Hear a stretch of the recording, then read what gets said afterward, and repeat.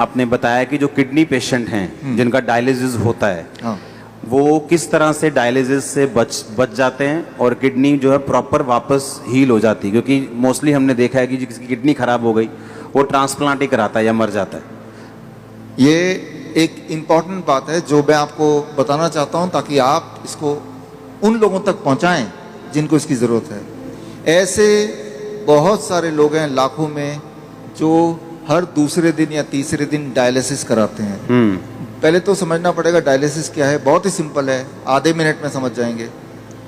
आप जो भी कुछ खाते हैं पीते हैं उसमें कुछ चीज़ें बॉडी उपयोग में लाता है, एनर्जी में कन्वर्ट करता है, कुछ चीज़ें बॉडी यूज़ नहीं कर पाता है, तो आप यूरिन पेशाब के रास्ते उनको बाहर फेंक देते हैं।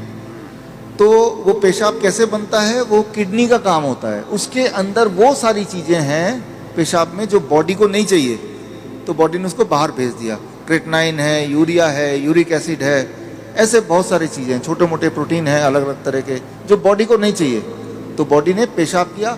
आप बोलेंगे अरे मुझे पेशाब आ रहा है, तो वो किडनी ने बाहर भेजने का तैयारी कर ली है और आप गए और आपने अपने आप को हल्का किया, ठीक हो गया। ये तो हुआ नॉर्मल। आपका बॉडी खुद ही आपका डायलिसिस कर रहा है। डायलिसिस ये है, हमारा बॉडी हमारे अंदर की जो चीज़ जो हमें नहीं चाहिए वो बाहर फेंकने का रास्ता बनाया, इसे कहते हैं डायलिसिस। यानी कि हमारे सबकी बॉडी करती है इसको। अगर वो करना बंद कर दे, किडनी अपना काम करना बंद कर दे, अब जब मैं पानी पी रहा हूँ और बॉडी को उनमें से कई सारी चीज़ नहीं चाहिए लेकिन बाहर का रास्ता बंद है, तो बॉडी क्या करेगा, गुब्बारे की तरह, बैलून की तरह उस पानी को, उस फ्लूइड को बॉडी में ही इकट्ठा होता रहेगा। ऐसे लोगों के पैर आप देखेंगे हाथी की तरह हो जाते हैं, सूज जाते पैर, हाथ सूज जाते हैं, पैर हाथ सूज जाते हैं, गले मुंह सूज जाता है। तो क्या है, उनका जो यूरिन आउटपुट है, पेशाब या तो कम हो गया है या खत्म हो गया है। अगर आपसे बोलें कि एक दिन बिना पेशाब किए रहना है, इम्पॉसिबल, कितना दर्दनाक हो सकता है। और ऐसे लोग फिर मशीन की मदद लेते हैं। वो मशीन वो खींचता है खून में से वो ऐसे पानी जो खराब है और निकाल के बाहर करता है। इसका मतलब हर दूसरे दिन उसको ऐसा करना पड़ता है और दूसरे दिन तक बॉडी में पानी जमा रहता है। और जबकि बॉडी में पानी जमा रहेगा तो उसका हार्ट के ऊपर भी बोझ है, लंग्स के ऊपर भी बोझ है। हर दिन वो कमज़ोर होता जा रहा है, हर दिन वो मरता जा रहा है, डायलिसिस कराने के बावजूद भी या डायलिसिस कराने की वजह से भी, क्योंकि डायलिसिस भी किडनी को और फर्दर खराब करती है। तो अब आपको समझ आ गया कि प्रॉब्लम क्या है, डायलिसिस किसे कहते हैं, किडनी खराब होना किसे कहते हैं। ऐसे लोगों को पहचानेंगे कैसे, आप जब देखेंगे। हम कैसे पहचानते हैं ऐसा पेशेंट को, कोई रिपोर्ट की ज़रूरत नहीं है मुझे, आपको भी ज़रूरत नहीं है।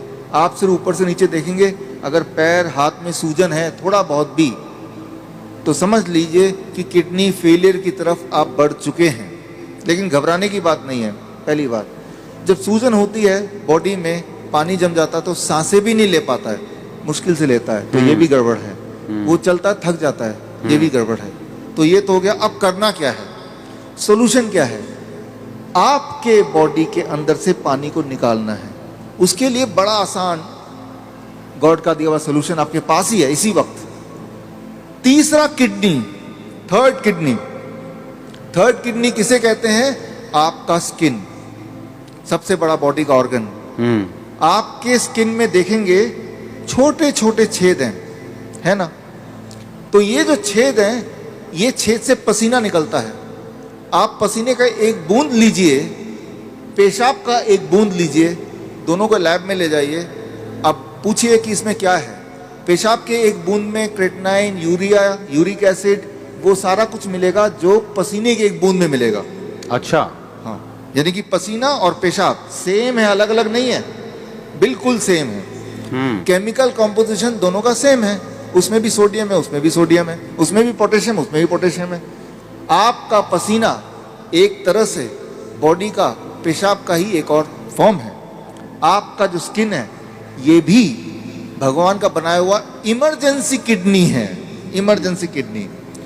तो उस इंसान का जिसके दोनों किडनी खराब हो गए, अब क्या करेंगे, ये जो स्टेपनी है, मैं इसको स्टेपनी बोलता हूँ। आपकी गाड़ी का एक टायर पंचर हो गया, आप स्टेपनी यूज करते हैं ना, तो हम बोलते हैं कि ये स्किन को यूज कर लो, स्किन से बाहर निकाल दो। अब सवाल आता है स्किन से कैसे निकालें। स्किन से निकालने के तरीके, अभी बाथटब का वीडियो प्लीज चला दें। ओके, हमारे चलाओ वीडियो बाथटब का। हमारे हॉस्पिटल में, हिम्स हॉस्पिटल है, डेराबस्सी में है, अभी जलंधर में भी खुल गया है। आप देखिए यहाँ पे वीडियो, ये जो लोग आप देख रहे हैं ये पानी के टब में बैठे हुए हैं। पानी का टेम्परेचर याद रखिएगा 40 डिग्री सेल्सियस पे है। पानी गले तक है।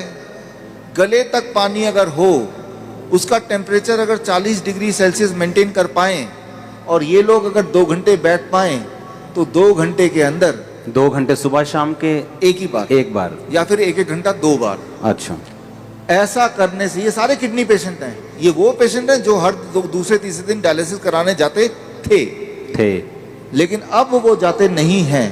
क्यों? क्योंकि वो अब ऐसा करते हैं, इससे उनकी तीसरी किडनी से वो सारा जो मल है जो पेशाब के रास्ते नहीं निकल पा रहा था वो निकल जाता है। पहली बात।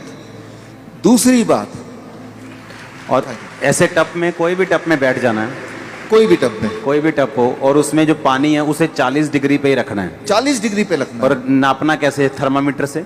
थर्मोमीटर आप 150-200 रुपए का मिल जाएगा।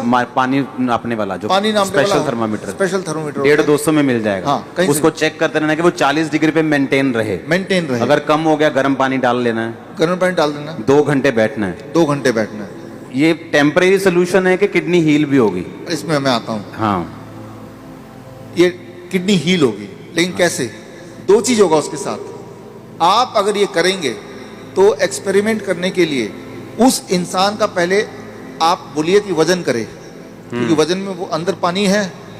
2 घंटे बाद दोबारा वजन करेंगे तो आधा किलो, 1 किलो, 1.5 किलो वजन कम मिलेगा। मतलब बाहर आ गया, वो बाहर आ गया। पहली बात।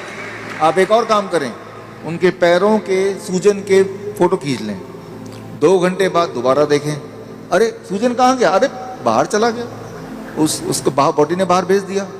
एक और काम करें, किडनी पेशेंट की एक दिक्कत होती है, उनका बीपी बहुत हाई रहता है। क्यों? गुब्बारे को जैसे फुलाएंगे तो प्रेशर बढ़ गया ना, तो बॉडी भी तो गुब्बारे की तरह फूल रही है, पानी अंदर डल डल के, तो प्रेशर बढ़ता जा रहा है। तो चाहे कितनी भी दवा खा लें किडनी का पेशेंट, प्रेशर उनका बहुत ज्यादा होता है, ब्लड प्रेशर। अच्छा, लेकिन तो अब पहले प्रेशर नाप लें, ज्यादा ही मिलेगा 200/100। अब पानी में बिठाएं, और अब पानी में बिठाने के बाद 2 घंटे बाद दोबारा प्रेशर नापें, तो प्रेशर कम हो जाएगा। कम से कम 40 यूनिट कम हो जाता है, किसी का 20 यूनिट कम हो जाता है, लेकिन कम जरूर होता है, हर एक का कम होता है। तो जो मेन सिम्टम होते हैं किडनी पेशेंट के, वो सारे सिम्टम एक क्लासिक सिम्टम होता है। मोस्टली बोलते हैं कि किडनी आपकी श्रिंक हो गई है जी, किडनी सुंगड़ गई है, सिकुड़ गई है, वो काम नहीं कर रही। हाँ, वो फिर से बढ़ेगी कि नहीं बढ़ेगी? ऐसे ही रखना पड़ेगा पेशेंट को? ये बड़ा इंटरेस्टिंग है। ये सवाल बहुत सारे पेशेंट ठीक होने के बाद भी पूछते हैं। ठीक होना कैसे पता चल गया? कि अब उनको ये करने की जरूरत नहीं है। 3 महीना लगातार करने के बाद अब करने की जरूरत ही नहीं है। अब पेशाब भी नॉर्मल हो रहा है, सूजन भी नहीं आ रही है, ब्लड प्रेशर भी नॉर्मल है, नहीं ठीक हो गया। लेकिन वो क्रिएटिनिन और यूरिया, क्रिएटिनिन भी नॉर्मल आ गया, यूरिया भी नॉर्मल आ गया, यूरिक एसिड भी नॉर्मल है, सारा कुछ नॉर्मल हो गया। हाँ, ब्रीदिंग भी नॉर्मल है। साइज किडनी का। अब आता है साइज। तो साइज के लिए वो बोलता है, तो DTPA स्कैन करने बोलते हैं। हालांकि हम रिकमेंड नहीं करते, लेकिन स्कैन कराते हैं। तो पहले वाला साइज उसके पास था, पहले भी स्कैन कराया था, 3 महीने बाद दोबारा स्कैन कराते हैं, तो स्कैन में वो साइज बढ़ी हुई दिखाई देती है। मतलब वो किडनी जो है वो बढ़ चुकी है, फिर से साइज उसका अच्छा हो रहा है, अच्छा हो गया। और ये स्कैनिंग बताती है। हाँ, और वो जो स्कैनिंग बताती है, वो स्कैन पहले और बाद के वो किताब में है, और ये किताब मैं चाहता हूँ कि आपके हाथों से इसका लॉन्च हो जाए। हाँ, ठीक है। हाँ, और ये जो किताब को बनाने में, ऑब्जर्वेशन स्टडी में जिन्होंने मुख्य भूमिका निभाई है, हमारे डॉक्टर संजीव सूद जी हैं। आप भी एक बार आ जाएं। डॉक्टर गगन है, ये भी आ जाएं।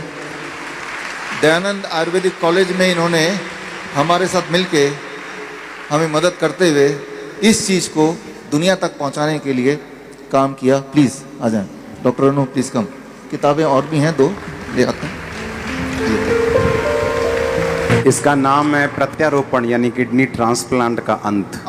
किडनी, आपकी खुद की किडनी ही काम करेगी, किसी और की किडनी की कोई आवश्यकता नहीं है। भगवान का दिया हुआ किडनी, उसी को स्टार्ट करना है, उसी को काम करना है। तारीफ करो सब। Thank you thank you. अच्छा, हमने कितने ऐसे लोग आपके लोग मोहल्ले में ऐसे आपने देखे होंगे जो किडनी ट्रांसप्लांट नहीं करा सकते, डायलिसिस नहीं करा सकते, मर जाते हैं। देखे कि नहीं देखे? चर्च में हील होते हमने देखे हैं, लेकिन जो बहुत से लोग हैं जो यीशु मसीह को नहीं जानते हैं, हमने हॉस्पिटल्स में देखा है। मेरे फ्रेंड्स हैं जो हॉस्पिटल्स चलाते हैं चैरिटेबल, वो बताते हैं कि किडनी पेशेंट किस तरह से आते हैं और उनके पास मशीन्स नहीं है, उनके पास स्ट्रक्चर नहीं है और लोग ऐसे ही मर रहे हैं। और देखो, जब डाइट का जिक्र होता है तो यकीन नहीं होता कि डाइट से कैसे कोई हील हो सकता है, और ये भी यकीन नहीं हो रहा कि बाथटब में बैठ के या ऐसे ऐसे करके कैसे कोई हील हो सकता। और उसको खाना क्या है किडनी पेशेंट को? सेम DIP डाइट प्लस ये जो मैंने बताया, ये 2 घंटे बैठना है। 2 घंटे बैठना है। कई बार लोग 2 घंटे नहीं बैठ पाते, तो 1 घंटा करके 2 बार बैठ लिया। कई बार 1 घंटा भी नहीं बैठ पाते, चलो 40-40 मिनट करके 3 बार बैठ गए। 2 घंटे का आपको रूटीन पूरे दिन भर में 2 घंटे बैठते ना, तो यहाँ से जितने पोर्स हैं तब जाके पूरा निकलता है। ये एक रूटीन बनता है। और 3 महीने बाद फिर उसकी किडनी अपने आप काम भी करना शुरू करती है। अपने आप काम करना शुरू करती है, तो फिर ये बंद कर देना है। डाइट चलेगा जिंदगी भर, डाइट चलेगी। हाँ, इसको बंद कर देना है। ये बंद हो जाएगा, ये बंद हो जाएगा और पेशेंट नॉर्मल रहेगा। पेशेंट अब वो पेशेंट ही नहीं है, अब वो पेशेंट नहीं। अब पेशेंट नहीं है, वो आप और हम जैसे हैं।